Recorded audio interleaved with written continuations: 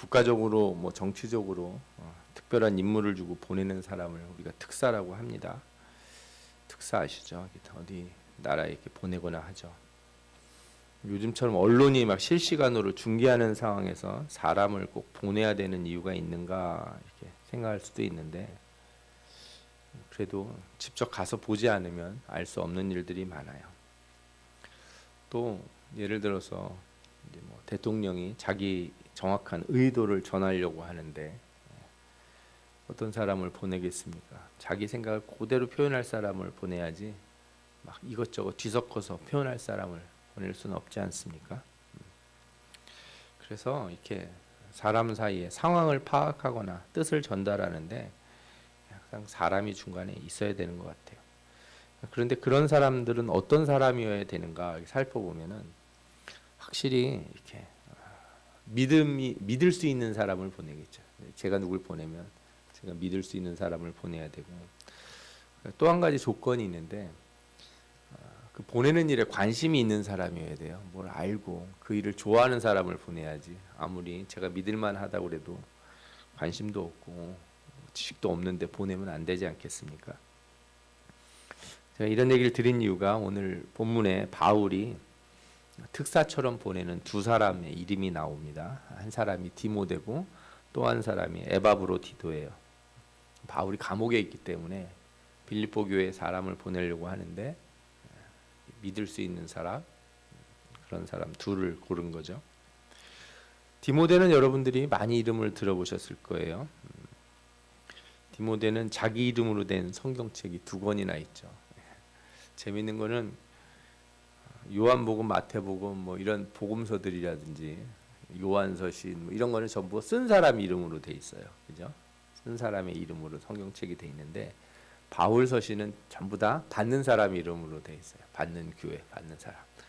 디모데 전후서, 그래서 디모데가 쓴 건 아니죠. 그러나 디모데가 그만큼 이름이 많이 알려지고 유명한 사람이에요. 그의 어머니하고 외할머니가 성경에 이름이 나오는데 유니게와 로이스라고 이렇게 이름이 나옵니다. 사도행전 16장을 보면 그의 아버지는 헬라인이라고 나와요. 그런데 어려서부터 어머니하고 할머니한테서 성경을 잘 배운 것 같아요.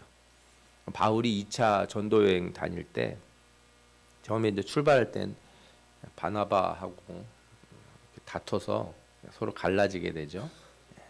그러다가 루스드라라고 하는 곳에서 디모데를 만납니다. 그리고 그한테 할례를 줘요.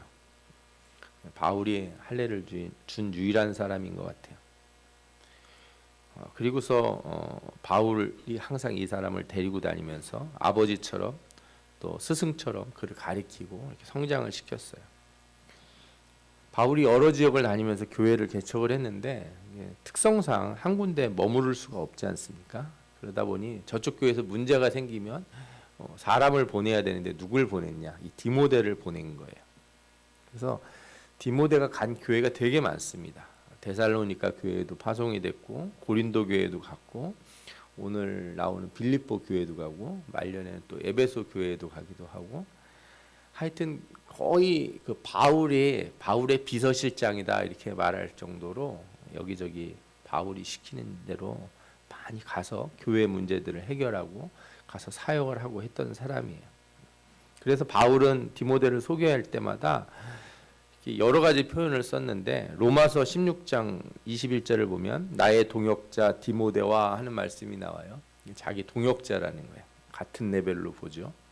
또 고린도전서 4장에도 보면 내 사랑하고 신실한 아들 디모데를 이렇게 불러요.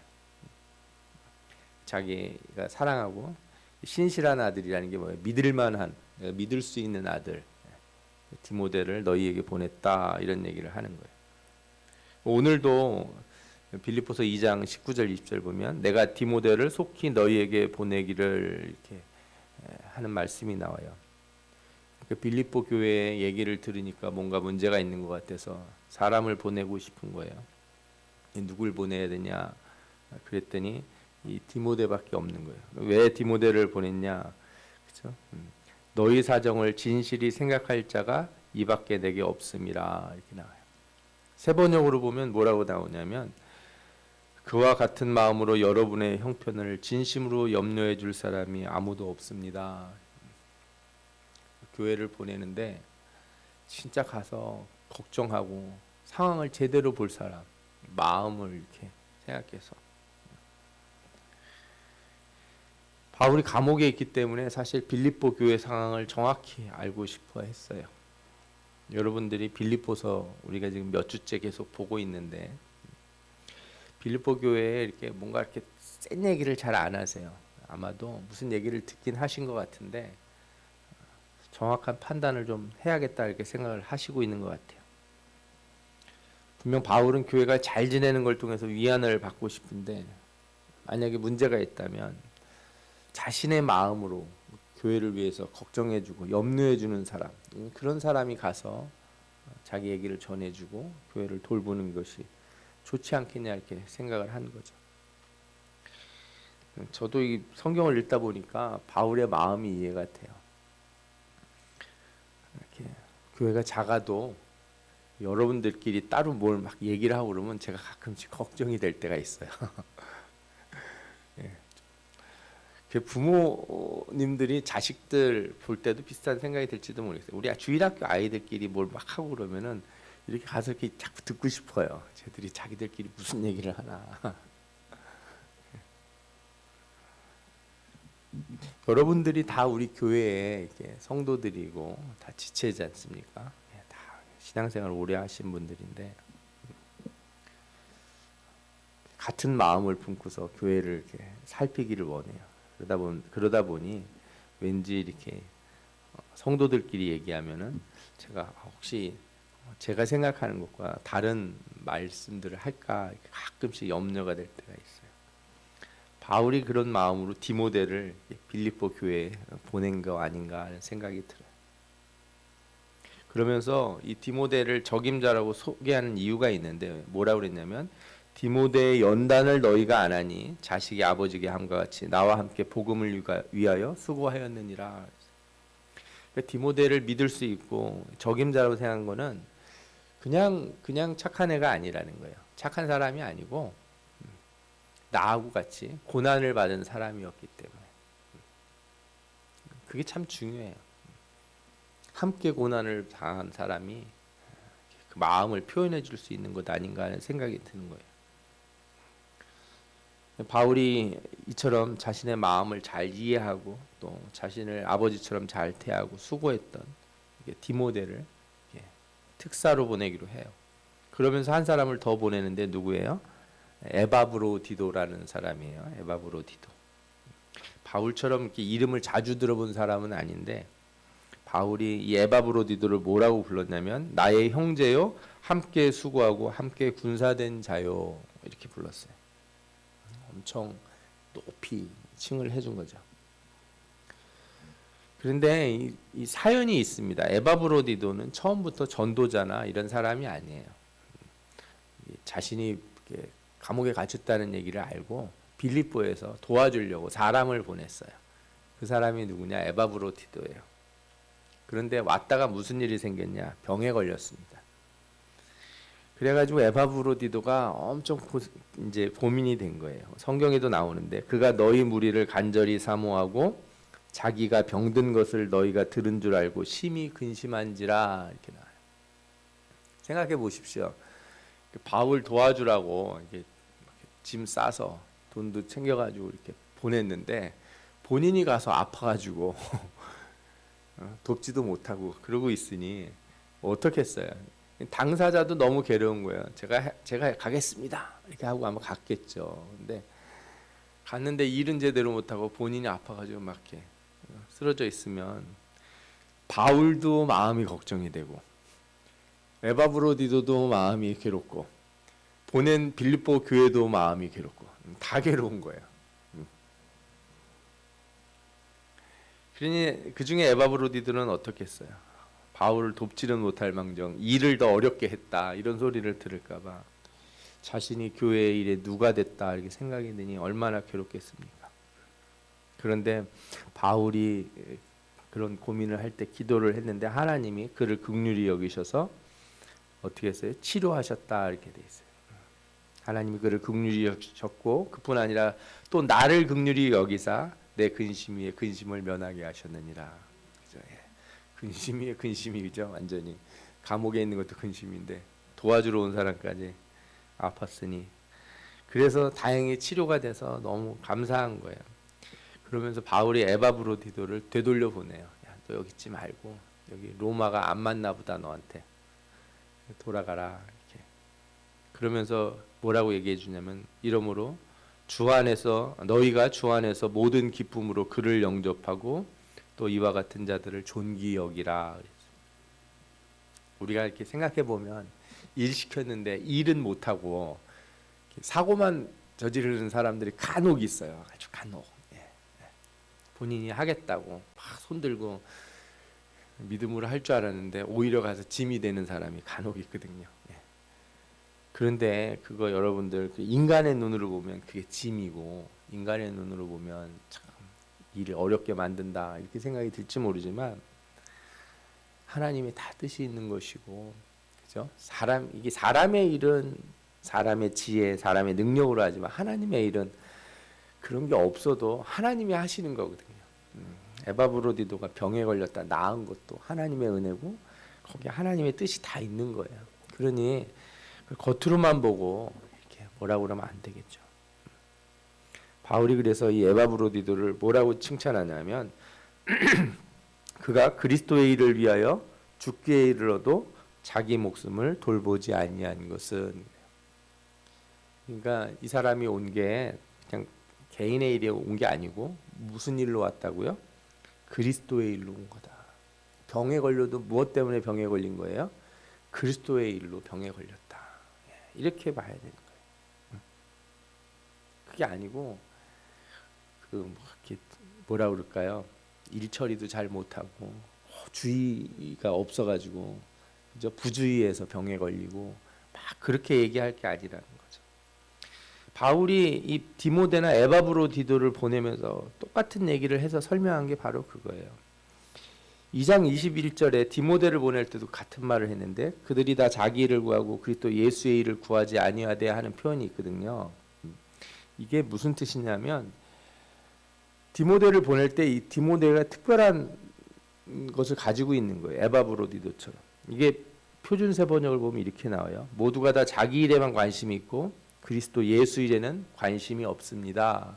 그러니까 디모데는 뭐에 관심이 있다는 거예요? 예수의 일에 관심이 있다는 거예요. 아까 에바브로디도가 이렇게 어려움을 겪은 게 다 누구의 일 때문에? 예수 그리스도의 일 때문에.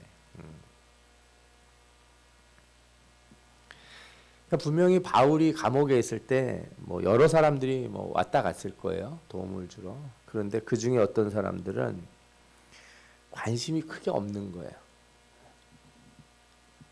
빌립보 교회 문제도 관심이 별로 없고 에바브로디도가 자신을 도우러 왔다가 병에 걸린 것도 관심이 없고 바울 보면서 괜히 뭐 선교하다가 일 어렵게 해가지고 감옥에 온 거 아니냐 몸 관리 못해서 아픈 사람이 있다 이렇게 얘기하는 거죠. 이런 사람들은 그리스도의 일을 잘 이해를 못하는 거예요. 그러면 짜증이나 원망이 나겠죠. 이런 사람들을 만약에 빌립보로 보내면 가서 뭐 어떤 사람이 되냐 자기가 보고 싶은 것만 보고 와서 얘기를 하는 거죠. 바울이 해준 얘기는 안 하고 자기가 하고 싶은 얘기만 하고 오는 거예요.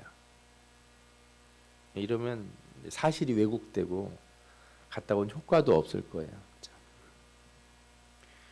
여러분 그래서 누가 주님의 일을 잘할까 이렇게 생각해 보면 딱 하나예요. 주님의 일에 관심이 있는 사람이 주님의 일을 잘하게 돼 있어요. 누가 성도를 돌볼 수 있을까? 주님의 일에 관심을 갖는 자들이죠. 누가 교회 일을 열심히 할 수 있겠어요? 주님의 일에 관심을 갖는 자. 주와 함께 고난을 받고 자기 목숨도 돌보지 않는 자. 예수의 일에 관심이 있는 자. 그렇죠? 그런데 말은 다 우리가 예수의 일에 관심을 갖죠. 예수의 일에 관심이 없으면 여기 앉아있지도 않을 거 아닙니까? 우리가 다 예수의 일에 관심이 있어요. 중요한 건 예수의 일이 몇 번째냐가 중요해요. 내 인생이 몇 번째냐. 두 번째, 세 번째도 아니고 한 10번째쯤 되면 어떻게 되겠습니까? 여러분 이게 그냥 설마 그러겠습니까? 그러지만요. 세상에 보면요. 전쟁에 나갔는데 군인이 전투에는 관심이 없고 거기서 몰래 돈을 버는 사람들이 있다는 거예요. 예를 들어 외교관이 외교를 하러 외국에 나갔는데 외교관이 외교 일을 해야 되잖아요. 근데 가서 다른 일을 하는 거예요. 자기 자리를 딱. 제가 전에 어떤 기업에서 이렇게 컨설팅을 할 때 그 기업의 그 CEO가 미국 출신, 그러니까 미국적의 한국인이었어요. 미국 국적의 한국인. 근데 여러분 미국 국적의 한국인들이 사실은 겉으로는 좋아 보일지 모르지만 힘든 게 많아요. 그 나라가 여전히 백인 나라라 차별도 많이 겪고 학교 다니면서 참 고생을 많이 한 것 같아요. 그리고 이렇게 우리나라 이름만 대시면 여러분들 다 알만한 미국 회사인데 그 회사에 한국 지사장으로 왔으니 얼마나 애를 썼겠어요. 그래서 이제 저도 그 사장님이 왔으니 잘 될 거다 이렇게 기대를 했는데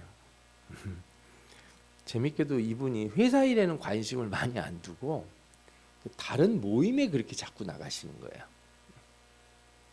그래서 상황을 좀 쭉 판단을 해보니까 그분은 그 회사에서 계속 성장할 마음이 없었어요. 그래서 발을 넓혀서 다른, 그러니까 이제 약간 정무직이라고 하죠. 정치적인 그런 자리로 가고 싶어 했던 것 같아요. 그러니 회사가 어떻게 돌아가는지 그렇게 깊게 관심을 잘 안 뒀던 것 같아요. 이게 뭐 세상만 그런 게 아닙니다. 선교사들도 그런 분들이 있어요. 선교를 하러 나갔지만 사실은 선교가 아니라 거기서 살다 오는 경우도 있어요. 자식들 교육시키고. 선교지는 어디가 선교지입니까? 아무도 안 가려고 하는데 교회가 없는 데가 선교지잖아요. 그런데 의외로 많은 선교사들이 교회가 많은 지역에 교회를 세워요. 또 대도시에. 물론 대도시가 여러 가지 면에서 편하겠죠.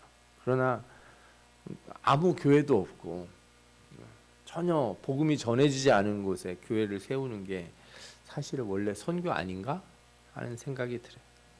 제가 뭐 무조건 다 비판한다는 건 아니에요. 그러나 때로는 그런 얘기를 들을 때, 그죠? 그리스도의 일이 아니라 자신의 일을 생각하는 사람들이 있다 그럴 때 걱정이 되는 거죠. 멀리 얘기를 했지만 목사도 그럴 수 있어요. 교회를 생각한다고 하면서도 교회 일로 교회가 커지니까 그걸로 자신의 어떤 영향력을 키운다든지 어떤 사람처럼 막 정치적인 일로 나간다든지 이렇게 되는 거는 다 문제가 있는 것 같아요. 예수의 일에 관심이 있는 사람이 아니죠. 자기 일에 관심이 많은 사람들이죠. 여러분들 신앙생활 할 때 예수의 일에 관심을 많이 두시기 바랍니다.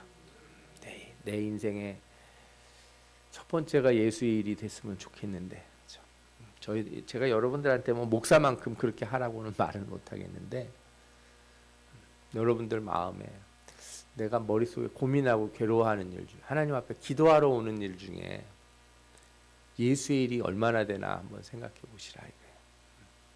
그죠? 자식 걱정, 남편 걱정, 먹고 사는 걱정으로 그런 거로는 작정기도 많이 해도 교회 일로 작정기도 하고 중고등부 주일학교 청년들 놓고 기도하고 하는 경우가 드물어요. 그렇죠? 목사님이 설교가 약간 좀 현찮은 것 같으면 여러분들이 작정기도를 해주셔야지, 그죠?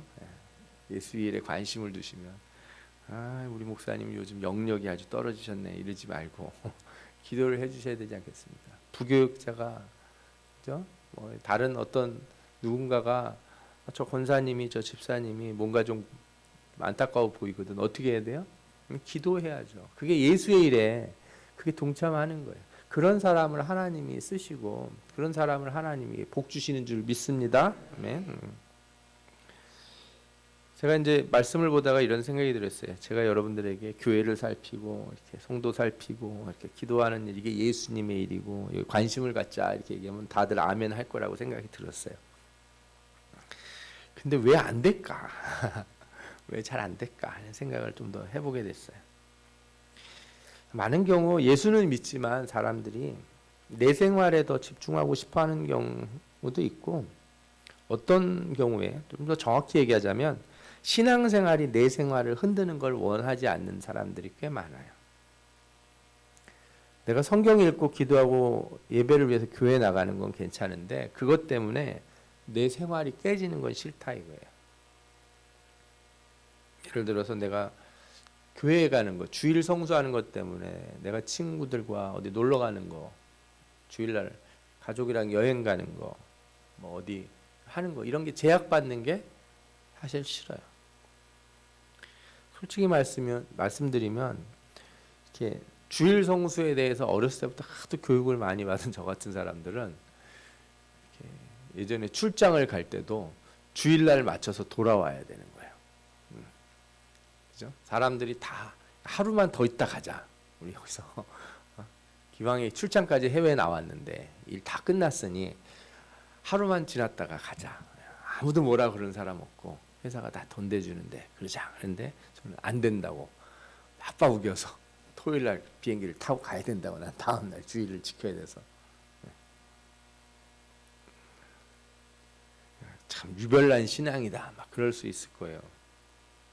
근데 많은 경우 요즘 신자들은 그런 거 이렇게 원하지 않아요. 기도회 때문에 내가 약속을 옮겨야 된다든가 지난 한 주간 동안 우리가 저녁 기도했지 않습니까? 저녁 기도에 있는 주간이라 나는 저녁을 약속을 못 잡겠습니다. 이런 걸 이렇게 썩 좋아하는 신자들이 그렇게 많지 않다는 거예요. 더 나아가서 교회에 속했다는 이유로 내가 교회를 다닌다는 이유로 다른 성도들 삶까지 다 관심을 두고 이렇게 살아야 되나? 이런 부담을 갖는 분들도 많아요. 이순신 장군 마냥 내가 여기 왔다는 것을 말하지 마라 이렇게 그죠? 그런 신자들 그런 생활 하고 싶어하는 분들이 많아요. 제가 보니까요 이게 성도들만 그런 게 아니고요 목사들 중에도 그런 분들이 있어요. 어떤 모임에 가도 이렇게 자꾸 뭘 시키려고 그러지 마십시오. 그냥 저 없는 셈 치고 일하시라고 이렇게 뒷자리에 앉아 있고 싶어하는 분들도 있어요. 이게 관심이 있고 내가 봉사를 하는데 내 이름 없이 봉사하겠습니다. 이건 좋죠. 그죠? 나 앞에 나가서 임원 안 해도 나는 일을 하고 봉사하고 나 헌신하겠습니다. 이건 좋은 건데 그건 아니고 나는 조용히 앉아서 밥만 먹다 갈 테니 나 신경 쓰지 마시오. 이거는 옳지 않은 것 아닌가 생각이 들어요. 근데 여러분 또 반대의 신자도 있다는 거 아십니까? 어떤 분들은 교회에 나오는 이유가 사실 신앙이나 뭐 설교나 뭐 이렇게 우리 은혜 받고 이런 관심이 없어. 천국은 잘 모르겠고 거기 그 친구 또래들이 많아. 그래서 회장하고 싶은 거예요. 아 이거 진짜예요. 그 큰 교회 가면은 그 여전도에 이런 데서 회장 선거할 때쯤 되면 이렇게 파벌이 일어나기도 하고 그래요. 여러분들처럼 그냥 누가 하셔도 괜찮습니다 하는 이런 교회는 드물어요. 예배 시간에는 졸아도 여전도에 나가서 커피 마시고 빵 먹으러 가는 데는 다 따라가는 그런 교회도 있고 왜 그 교회를 다니냐 했더니 그 교회가 성가대가 있는데 오케스트라가 있다는 거예요. 자기가 바이올린 하고 그러는데 자기는 거기 있고 싶다는 거예요. 본인 같은 사람이 작은 교회 가서 이렇게 봉사하면 참 좋을 수도 있는데 그거 말고 나는 큰 교회 거기 가서 수많은 사람들이 있으니까 같이 막 연주하고 막 이런 거 하고 싶다는 거죠. 여자분들만 그러는 게 아니에요. 남자분들도 그래요. 만나서 얘기하고 정치적인 것이든 뭐 주식 투자든 뭐 부동산 정보 이런 거 나누는 사람도 있고 어떤 분들은 교인들과 같이 축구도 하고 골프도 하고 탁구도 하고 이런 게 나는 즐거워서 그런 커뮤니티를 위해서 교회를 다닌다 하는 사람도 있는 거죠. 이게 뭐 옛날에만 그런 것도 아니고 요즘만 그런 것도 아니에요. 이건 항상 그래왔어요. 예. 요즘 젊은 세대들이 교회에서 이렇게 말 걸고 뭐 하자고 그러면은 약간 불편해한다는 얘기 해. MZ 세대들이라고. 그런데 여러분 잘 생각해 보세요. MZ 세대들이 제일 좋아하는 게 SNS예요. 나 밥 먹는 거 찍어 올리고 어디 놀러 가면 이렇게 찍어 올리고. 예. 그러니까 되게 이상하죠. 한편으로는 자기를 계속해서 알리고 싶어 하면서 내가 누군지를 보여주고 싶어 하면서 한편으로는 누가 와서 날 말 거는 걸 싫어해요. 건들지 마라 이거예요. 이게 신앙생활에도 고스란히 드러나고 있는 거예요. 이게 주님의 일에 관심을 갖자. 그런데 주님의 일에 관심은 갖고 싶지 않지만 다른 형태로 또 이런 것들을 표현하는 사람들이 막 있는 거예요.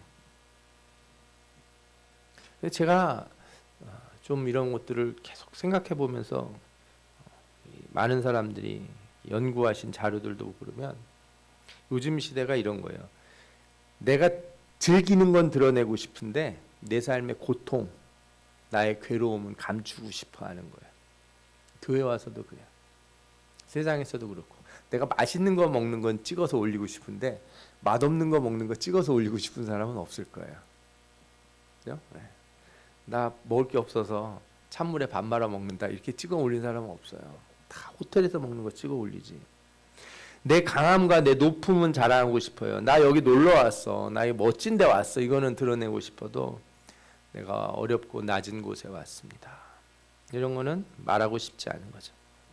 자신의 낮음과 약함은 숨기려고 하고 이 세속적인 시대에 세속적으로 자랑하고 싶은 것만 드러내고 싶어하는 마음이 우리에게 있는 게 아닌가. 저는 이런 걸 뭐라고 말하고 싶으냐면 물질적인 것은 노출하고 싶고 영적인 것은 가리는 시대다. 그래서 제가 왜 이런 얘기를 드리냐면 예수님의 일에 관심 갖는다는 거는요 물질적인 일이 아니고 영적인 일이라는 얘기를 해주고 싶어서 그래요. 영적인 일에 관심을 갖는 것, 이게 예수의 일이다 이거예요. 교회 일에 관심 가지라는 얘기가 교회 와서 무슨 나서고 뭐 이렇게 무슨 장이 되고 그죠? 머리가 되고 이런 게 아니에요. 교회는 항상 뭐라고 그래요? 끝자리에 앉으라고 그러잖아요. 선생 되지 말라고. 오늘 우리가 아침에 읽은 본문에도 나오지 않습니까? 지도자가 되려고 하지 말고 뒷자리 가서 앉으라고 그래요. 그런데 뭐 할 때 나서야 돼요?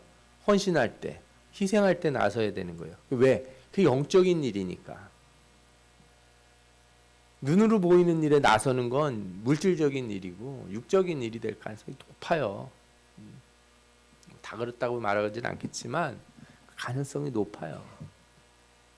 명함에 한 줄이라도 뭐 들어가는 거 자꾸 하고 싶어 하면은 그거는 세속적인 일이 될 가능성이 높아요. 영적인 것은 보이지 않아요. 희생하는 일이에요. 낮은 자리에 있는 일이에요. 그런 일에 좀 관심을 가지라 이거예요. 그런 사람이 교회에서 뭘 시킬 수가 있는 거예요. 어디 좀 갔다 오시고.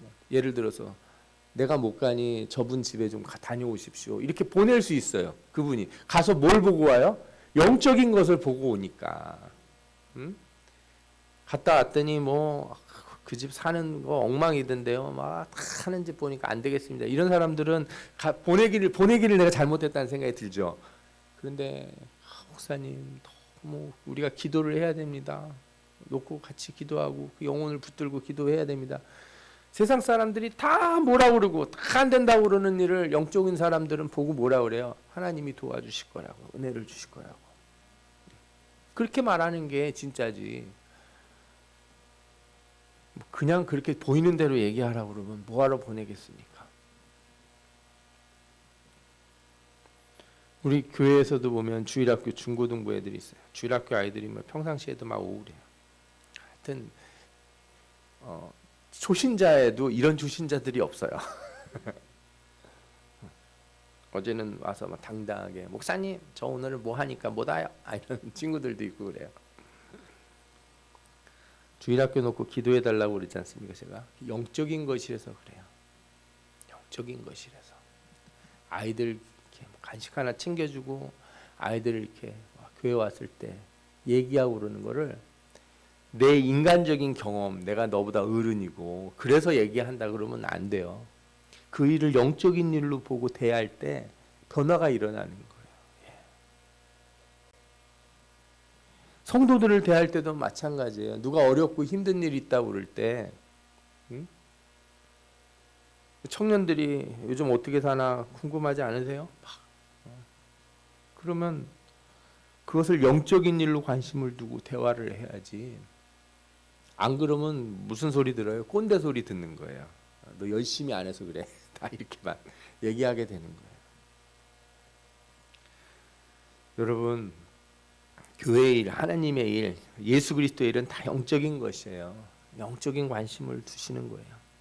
영적인 관심을 둘 때 우리는 교회 안에서 서로를 돌보게 되고 기도하게 되고 응원하고 지지할 수 있는 거예요. 예. 제가 여러분들을 놓고 기도하는 거는 다른 게 아니에요. 여러분들 잘 돼서 뭐 제가 뭐 무슨 부귀영화를 누리겠다 그러는 게 아니잖아요. 여러분들의 영혼에 대한 관심이기 때문에 그래요. 더 나가서 이것을 정확히 얘기하면 제가 예수 믿을 때 예수 그리스도의 몸의 지체가 되지 않았습니까? 몸의 지체가 딱 되고 나서 보니까 다 한 몸인 사람들인 거예요. 여러분들에 대한 저의 관심은 저에 대한 관심과 같은 거고 그리스도의 몸에 대한 관심이에요. 오른손이 왼손에 관심 안 두면 어떻게 하겠습니까? 오른팔이 왼팔에 관심 안 두면 어떻게 하겠어요? 그렇게 관심을 두는 건 영적인 일이에요. 그리스도의 몸을 생각하는 일이다 이거죠. 부탁드립니다. 신앙생활하는 건 여러분들이 아메바처럼 사는 일이 아니에요. 하나하나 다 단세포 동물 마냥 각각 떨어져서 서로 신경 쓰지 말고 우리끼리 각자 알아서 잘 살자 이러는 게 신앙생활이 아니고 그리스도의 몸을 생각하는 것이에요. 그 몸에 관심을 두는 것이고 거기에 예수 그리스도의 일이 있는 줄 믿습니다. 아멘. 그렇게 보면 우리 주변에 일이 참 많아요. 도울 일이 많고 기도할 일이 많아요. 귀 막고 눈 감으면 뭐 기도할 게 없어요. 옆에서 뭔 일이 일어나든지 내가 뭐 기도할 일이 뭐가 있겠어요. 근데 조금만 마음을 열고 대화를 해보면 기도할 일이 너무 많은 거예요. 저 사람 기도 하나만 하다가도 하루가 다 가도 다 못할 정도로. 그렇죠? 저 아이 한 사람을 붙들고 저 아이의 삶을 살펴보니 너무 마음이 아프고 저의 영혼을 위해 기도해야겠다 내가. 무슨 수를 써서라도 저 한 영혼을 내가 구해야겠다 이런 마음을 먹으면 내가 살아가는 일의 목표가 분명해지는 거예요. 내 삶의 목표가. 내 삶이 도대체 무엇인가. 내가 왜 교회에 다니고 내가 예수를 믿는가가 이렇게 드러나게 되는 거예요. 영적인 일이 쉽지는 않아요. 기도하려고 마음을 먹으면 막 수많은 사람들의 마음이 느껴질 때마다 마음이 아파요. 기도할 때마다 사실 그냥 입으로 기도하는 건 어렵지 않은데 성령이 역사하셔서 그 사람의 마음을 경험하게 하면은 마음이 찢어지는 것 같아가지고 기도하기 어려워요. 너무 힘들어요. 어떻게 저렇게 어려운데 신앙생활을 하고 사는가 하는 생각이 같이 공감이 되니까. 그런데 성령이 우리를 부르신 이유가 그런 거거든요. 그 자리로 오라고. 그냥 표면적인 신앙생활하고 그냥 만나서 안녕하세요 하고 가는 게 아니라 상대방의 마음을 공감하고 그 일을 놓고 기도하라고. 그게 예수의 일이라고.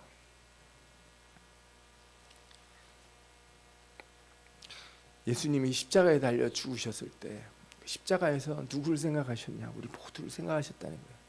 그분이 짊어지고 간 거 여러분들을 쳐다보지도 않고 그냥 난 관심 없고 빨리 죽고 끝내야겠다 이러신 게 아니라 그 땅에 있던 모든 사람들뿐만 아니라 장차 태어날 모든 사람들의 그 고통과 마음을 다 짊어지신 거예요. 우리는 단 한 사람의 마음도 짊어질 수 없는 그 마음을 모든 영혼의 마음을 짊어지고 그래서 참으신 거예요. 그걸 알기 때문에 십자가를 참으실 수 있었던 거고 그래서 끝까지 그 고통 가운데서 하나님 앞에 모든 영혼을 부탁하며 십자가에 죽으신 거거든요. 여러분들에게도 이 주님의 마음이 있기를 원합니다. 주님의 일에 관심을 두시고 찾아보면 일을 많이 있으니까 하나라도 작은 것 하나라도 그 마음을 두시고 주님의 일에 힘쓰시면 하나님이 놀라운 축복을 여러분들에게 주실 줄 믿습니다. 기도하겠습니다.